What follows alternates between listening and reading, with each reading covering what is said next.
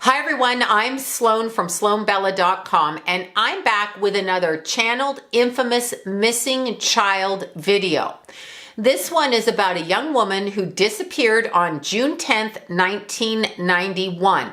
Now when I looked at the pictures of this young girl before her disappearance, I noticed that she had the cutest and precariously placed little freckles under her eyes and around her nose. And her hair color just made me think Sagittarius. But her birthday was actually May 3rd, 1980. When I looked up the information online, I saw that she was a Sagittarius rising with a Sagittarius 29-degree moon placed in the first house. This was very interesting to me because, as I like to do, I like to analyze the chart very briefly. I just kind of get psychic impressions off the chart before I do the video because I can't go full researching it at the time because I never know which video I'm doing. So I just have to go about it that way. The 29th degree in any sign, okay, placed sun, moon, or rising, Mercury, Venus, these 29 degrees are very important because you are not going to get out of that sign into the next sign, which hits at 30 degrees, until you have for sure cemented the lessons of that sign. Placed in the first house on an emotional level, the moon applies both to the mother and the female child. We are talking about a female child.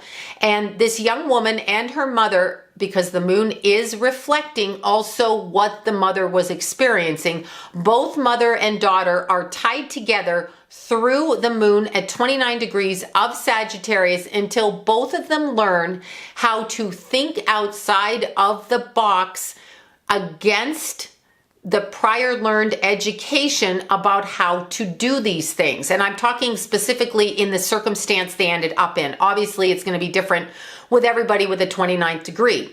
The other thing that I noticed with this young woman's chart was that she had Neptune retrograde in the 12th, which was very important, and I will explain as I move on. But the thing that really caught my eye was Saturn in Virgo retrograde. Now, as I've explained, Saturn retrograde means that the biological father, stepfather, whoever the paternal influence is in the family is not really an influence to the owner of the person with the Saturn retrograde.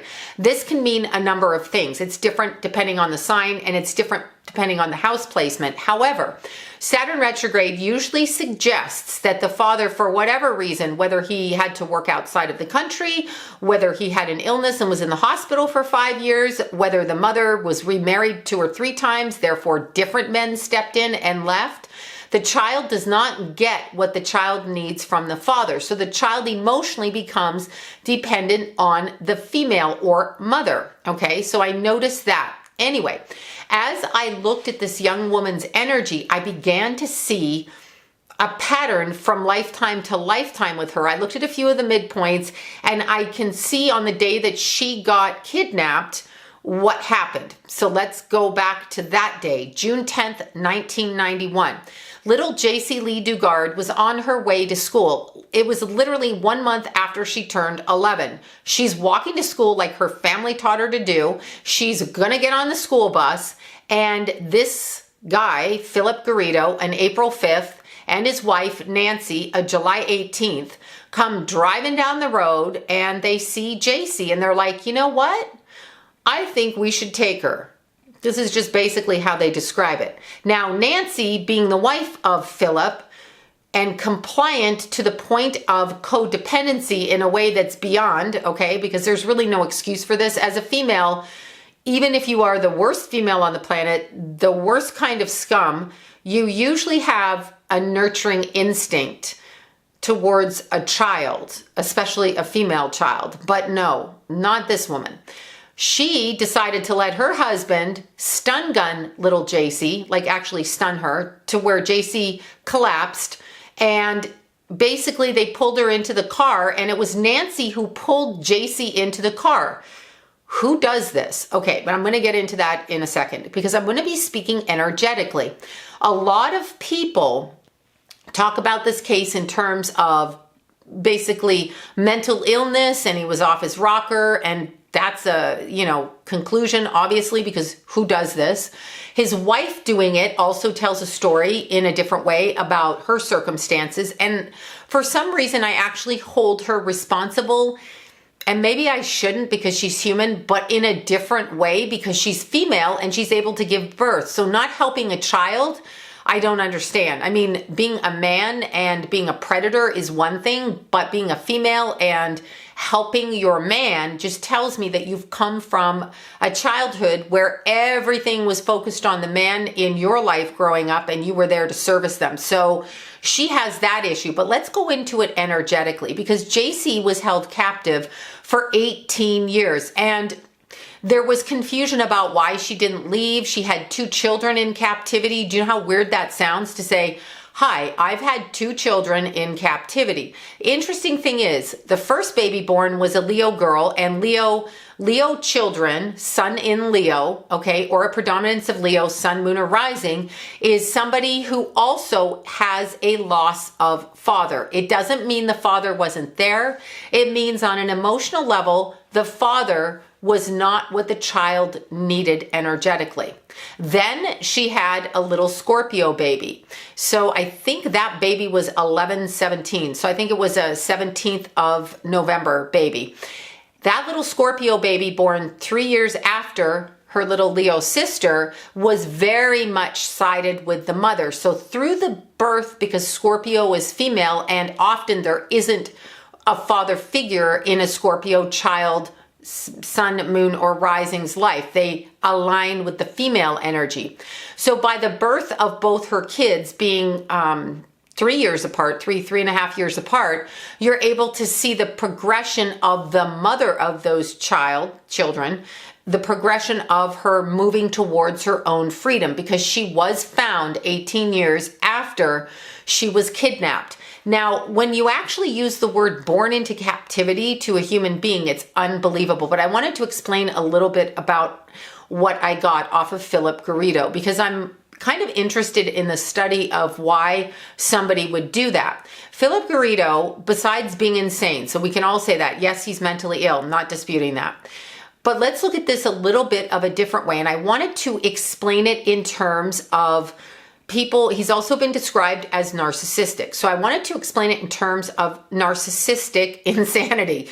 Okay, so we have somebody who's born on the planet, the kid, Philip the kid, he comes into a family. Obviously, abuse happens. Now, what I got from his childhood, okay, and I know nothing about, I didn't even read on his childhood. I don't even know where he came from really. But what I got from his childhood was that as a young child, he was pushed into circumstances by another male in the family. And this could be actually mother's brother is kind of how I felt about it. Somebody that would be considered an uncle in the family. Phillip Garrido was continually abused as a child in a sexual manner in a certain part of the body, which is not natural to kids, number one, and it was in a way that opened up his energy fields. So let's just go back with that a bit. When we're talking about children that get abused, and we're going to say the backside of them gets abused, okay? So there's penetration through what is behind us. I'm trying to word this nicely without getting booted off of this YouTube.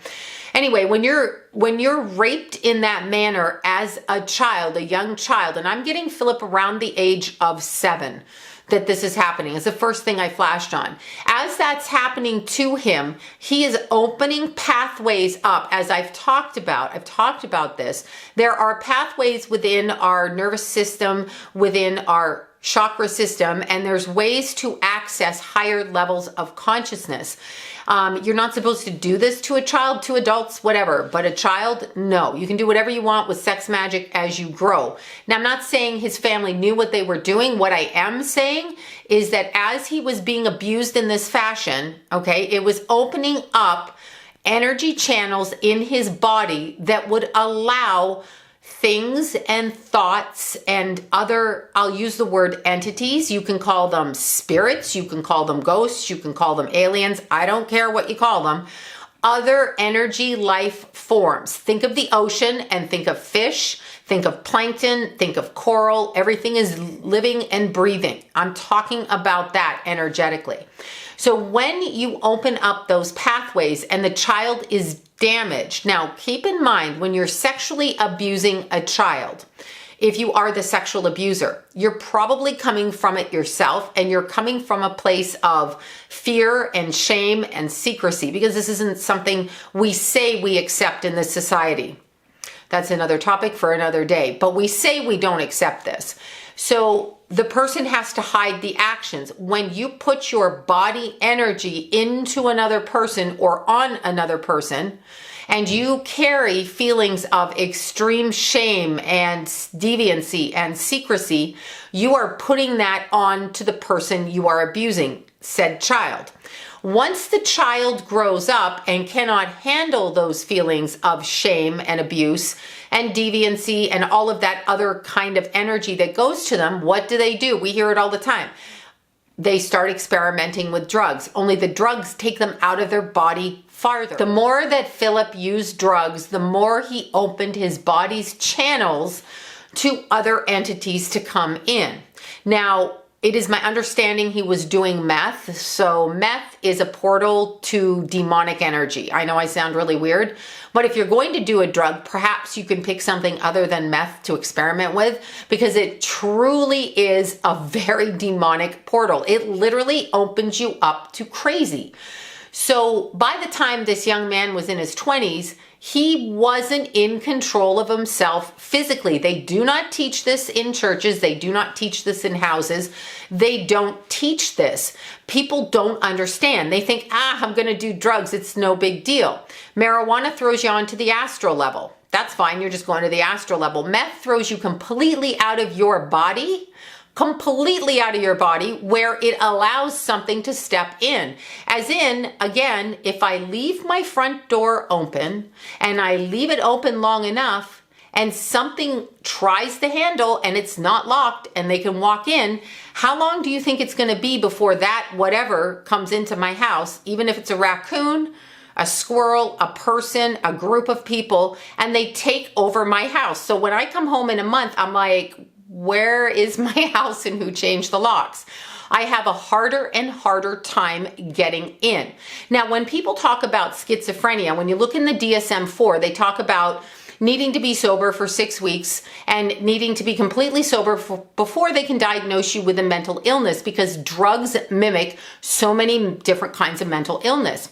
However, I have never read in any literature, scientific or otherwise, well, metaphysical, yes, that when you do drugs and you open yourself up, you allow for the existence of something to come into you, which could be conceived as possession, but I'm not talking like crazy exorcist possession, although in this particular case, you could kind of draw a conclusion like that. But there's something that takes over your mind, your actions, your thinking. That's why a lot of these people are described as having a very blank look, Now, what I want to tell you happens, and you're probably going to call me crazy, but everybody calls me crazy, so it's all right. What I want to tell you happens with this is, if you've ever sat down with a person that is temporarily taken over by something, and I have, all the way from childhood on up, and no, I'm not high. It's really something I've experienced. When you see that come into the person, the face changes, the expression changes, what I'm looking at changes, they shape shift in front of me. Now, Phillip Garrido, however you say his name, when he kidnapped Jaycee Dugard, he had conditioned his wife to energetically combine her energy and go along with him. I don't know that she had the same level of possession of thought that he did. However, she was consumed with a compulsive need for his attention. So what do you do when you need or want or desire or desperately have to have someone's attention? You'll pretty much do anything. I mean, this is when you see, a parent with a 5-year-old, begging them with anything, cookies, candy, a puppy. Come on, just put your shoes on, take the picture. And the kid's running wild all through the mall and they won't take the picture. It's exactly that, but put it to a grown-up version. What did Phillip want? He wanted this child. So what this couple was doing was working out both their childhood wounds. But by the time Nancy met Phillip, he was not present in his body. What happens when this happens? Now, it's interesting because Jaycee was kidnapped. That's not the interesting part. She was kidnapped. This poor little girl was put in his backyard in a shed, some kind of probably filthy shed, okay, because he just looks filthy, a filthy shed, and she was kept there. And apparently she was kept there for around 3 years before she was even given any kind of human consideration. She was handcuffed. She was raped repeatedly. She describes being assaulted by this man and having this man, you know, assault her, do weird things, okay, like weird, not just rape her, but she describes like he would cut out pictures out of magazines and put them on other pictures. Very compulsive, almost OCD, ritualistic type things, like, and then he would rape her. She describes that after he did these things, he would then confess his evilness and ask for forgiveness, and then snap right back into threatening her and being aggressive with her. Very narcissistic. That's basically how we look at cults like, Jonestown, Guyana. We look at different sects of different religions where they, NXIVM, where they brand and they sexualize people and they brutalize them, and people can't seem to get away from it. Now, what I found so interesting, because I watched one interviewer, a very famous one on a very mainstream media, and I was like, why do you keep asking these questions of this young girl? She's free, and why are you asking this? So it was interesting because this interviewer kept asking her why she didn't leave. Well, I know why she didn't leave. Saturn retrograde, okay, in the sign of Virgo with the Neptune in the 12th house retrograde. That was a past life karmic servitude that she was working out on the parental axis, but not from this life. So it was interesting because when I flashed on her past life, I'm talking about Jaycee's past life as far as I picked the energy up, I flashed on her being controlled in a past life, having freedoms to do things and choosing not to do them in the prior lifetime. Nothing like this lifetime. The lesson that her soul had to learn is that she's not obligated to be a slave or in servitude to anybody. So it was interesting because her mother had a similar karma. That's why the moon was at 29 degrees in the first house of Sagittarius. Both these women working through the disappearance of Jaycee Lee Dugard, her kidnapping, her outrageous kidnapping, the mother and child, both female, had to learn a different way to live their lives because no one's taught like your kid's going to get kidnapped. They may or may not be alive. You may or may not see them again. And they had to learn to think of themselves in a higher altruistic spiritual position. Both women energetically took to doing that in different locations, in different ways, until they could connect back together, which was 18 years later when Jaycee came home with her 2 daughters. And I found it very interesting because when I looked at the energy all around, Philip's karma in this life was to actually, he was given a chance to start a new life because he's had several lifetimes like this where he hasn't been in control of his physical vessel due to his own actions. And he was given a chance. He was given a chance in this life to go in a different direction, and he chose to repeat a cycle. I suppose we don't know that, but let's look at this in an entirely different way. So here's Philip as a young man. This young man is engaging in drugs and alcohol instead of talking about what happened to him, dealing with what happened to him, self-responsibility, okay, because he was old enough at the time he started to abuse people where he could have gotten some kind of help or asked for it, but he refused. Then he self-medicated to get rid of whatever it was that he was dealing with drugs and alcohol, which spiritually opened him up. And once you open up like that on a metaphysical level, you have no control over what comes into your body. That's why trance channeling can be so dangerous. When you let things into your body and you let them speak through you, you have no way to get them out of your body. How do you get them out of your body? Now, here's the interesting thing that I saw with him. What I saw with Phillip was that when he did the drugs, he went into this completely other, I'll use the word dimension or life, where he thought, I am this person, and he saw himself completely differently than how we would have seen him if we'd have run into him. When Phillip would engage in self-medicating through drugs and alcohol, and especially things that open portals up within the chakra system, when he would do this, he would go straight out of his body, and it's like somebody shoving him out to the side. He in his head is dimensionally traveling into a different neighborhood of experience. So he has no idea what the physical self is doing here. He is still responsible. That is not what I'm saying. I'm saying that what he lets step into his body pushes his mind into a place where he thinks he's doing all kinds of things that maybe have nothing to do with what he's actually doing here. So it's a split reality. It's like living in tandem in two different mindsets, seeing both of them at the same time. Almost like when you watch a movie, I describe it like this: you watch a movie and you are in the movie, but really you're in your living room. It's almost like that. Now, the entities or energies that step into him that are committing these crimes along with him are invested in doing so. Why are they invested in doing so? Because the earth is full of good and bad. There's always polarities, up and down, hot and cold, north and south, east and west. There's all kinds of polarities. This earth is not one of a high vibration, so we have a lot more dark energy around us. There's a lot more, there's darkness, there's dark things we can experience. Obviously, turn on the news, tremendous negativity. All kinds of darkness on this planet.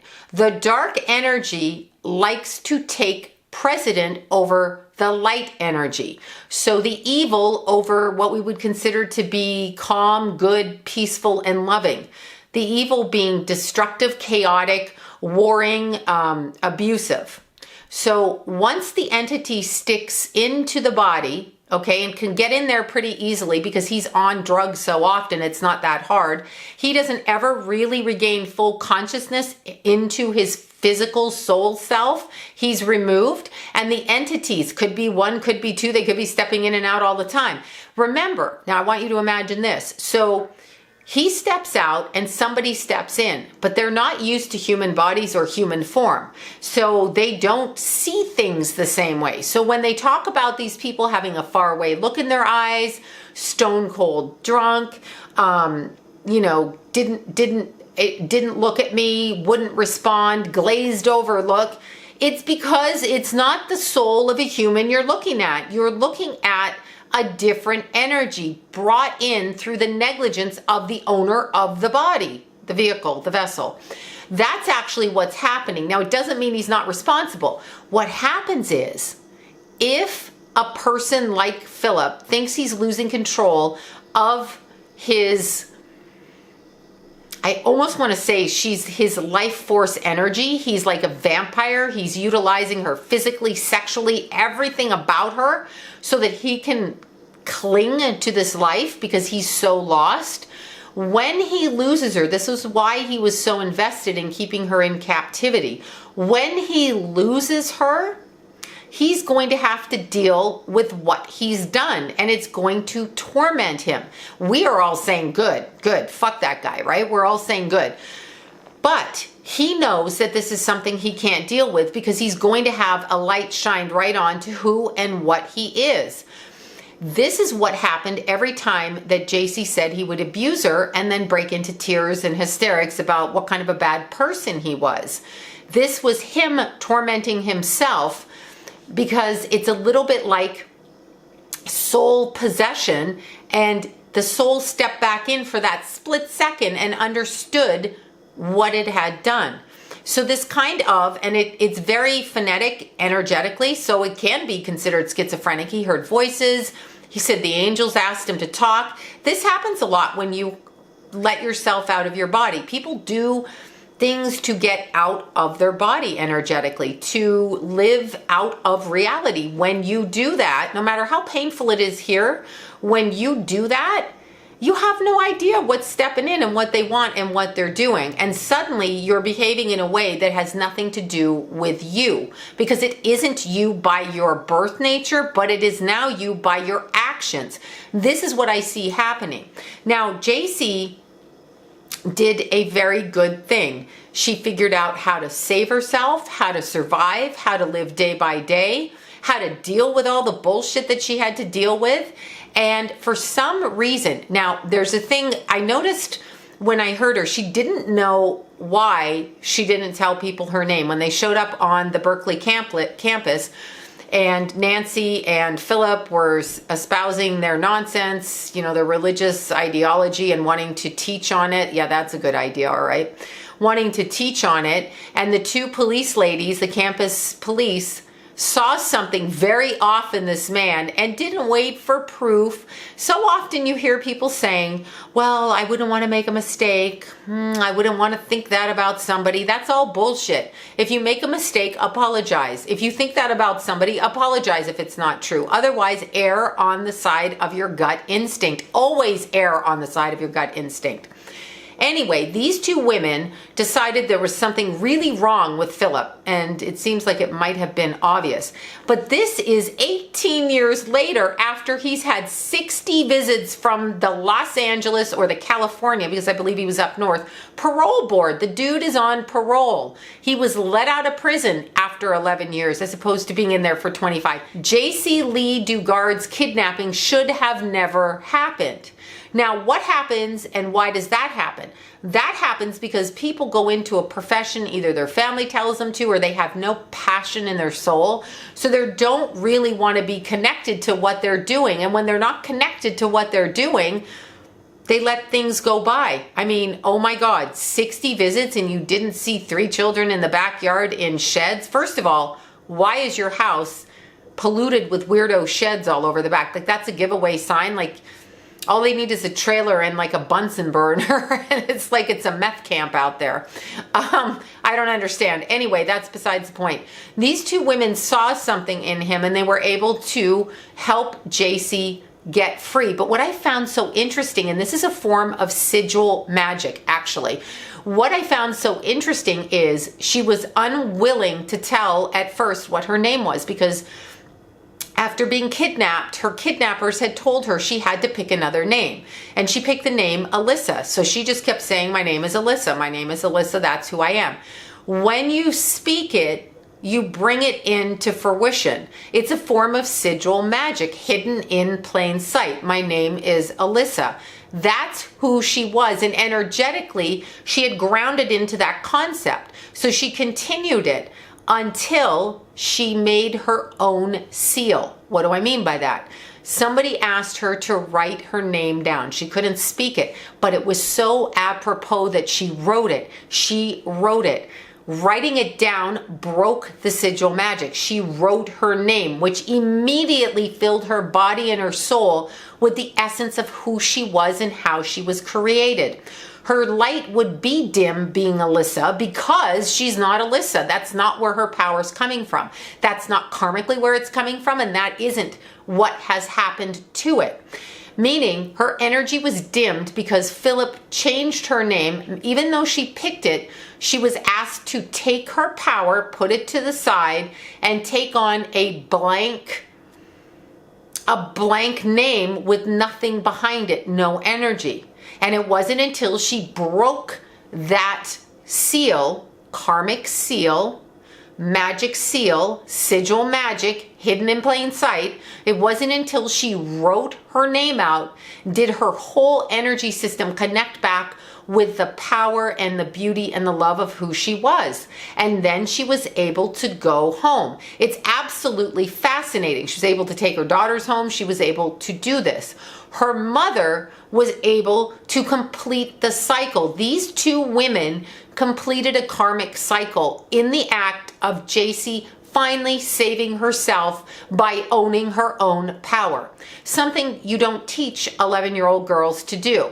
Phillip, who was given karmic chances in the last 4 recent lifetimes, from what I could see, basically opted not to take responsibility, and he's what we call a sociopathic narcissist. Having said that, when you look at the term sociopathic narcissist, this is what they diagnosed him as or called him, I also feel he is a soul possessed, and that he was not able to retrieve all of his energy tags from the different dimensions. This is a different way of looking at mental illness, because for me, I got to go metaphysical on it. The tangible in the world is one thing, but the metaphysical for me is really where it's at. So I look at everything that way. That's just the way that I view the world. So he could not get all of his energy tags back, and as a result was left very chaotic. So the way that he lived his life was a form of chaos magic, so to speak. He lived it the way that he felt, and the way that he felt at any given moment, without regard for anyone else. Okay, so causing chaos. Not all chaos magic is like that, but in his particular instance, the way that he aligned it, and he did very ritualistic things, repetitive, ritualistic, to build the energy, and this was a lot of the problem. His wife, Nancy, when I look at her energy, I see somebody, now I don't know what they diagnosed her as. I mean, she's definitely fucked up, and she is some kind of weird ass bitch to hurt children. Okay, when women do that, you're a woman. I mean, I just expect more out of you. That's probably my own misconception there. However, when I look at her energy, I see her as an empty vessel. She is like a vampire. She needed Philip's light, what she considered to be his light, to fill her up. So everything she did was out of her own greed to get his energy, while he was stealing other people's energy. And it was so interesting because when he got Jaycee pregnant and she had her 2 daughters, he basically stopped the behavior. I mean, I'm sure he was a freak and he probably stunk and he was disgusting and I can't look at his face, but he stopped the at least sexual assaults against her. And the reason he did that is because now the energy that she had was that of creation through the children, which gave her a strength that he couldn't mess with. As a child, she did not have that same kind of strength.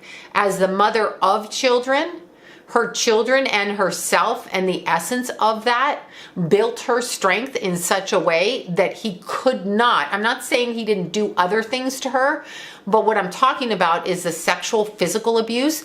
That stopped because the strength from her soul was so strong because she created.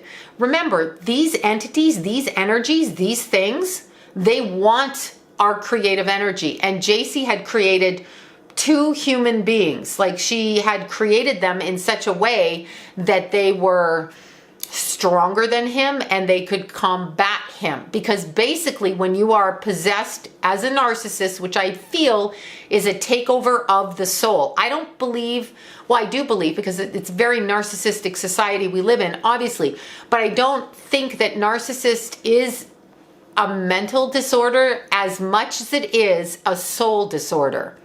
And that's basically, I mean, that's kind of how I'm going to think of it that way. Soul disorder. I'm like looking off to the side. I'm like, it's a soul disorder. Our whole society is very narcissistic. And as mental illness professionals will tell you, or psychiatric people or talk therapists or whoever, it's considered a mental disorder. I look at it as an energetic soul flaw.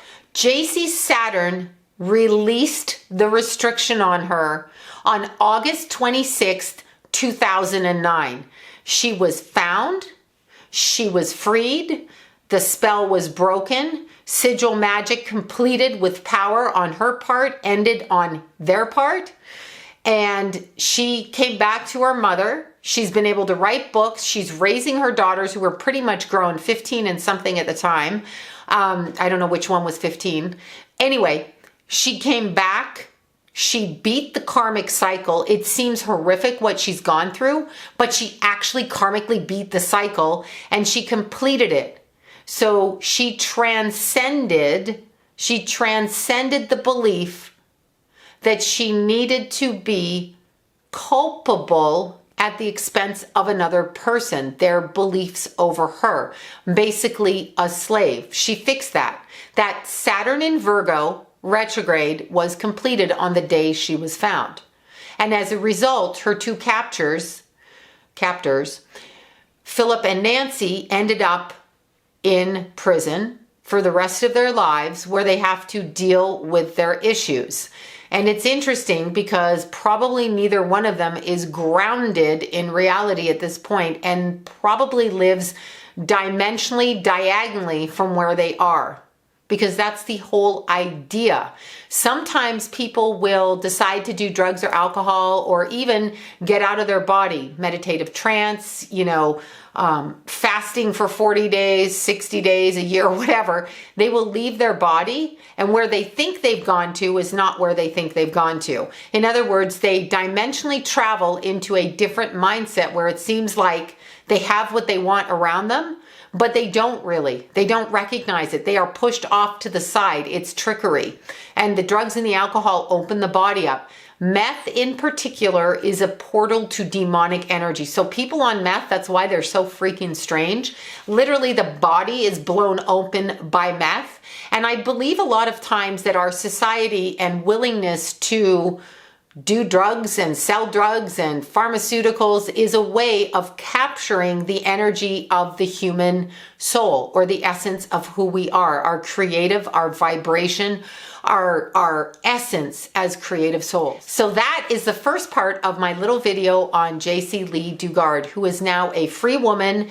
She was always free. She had to take that freedom back after being captured for 18 years by two psychos, energetic vampires, and she is one strong ass woman. So we applaud the fact that she's back.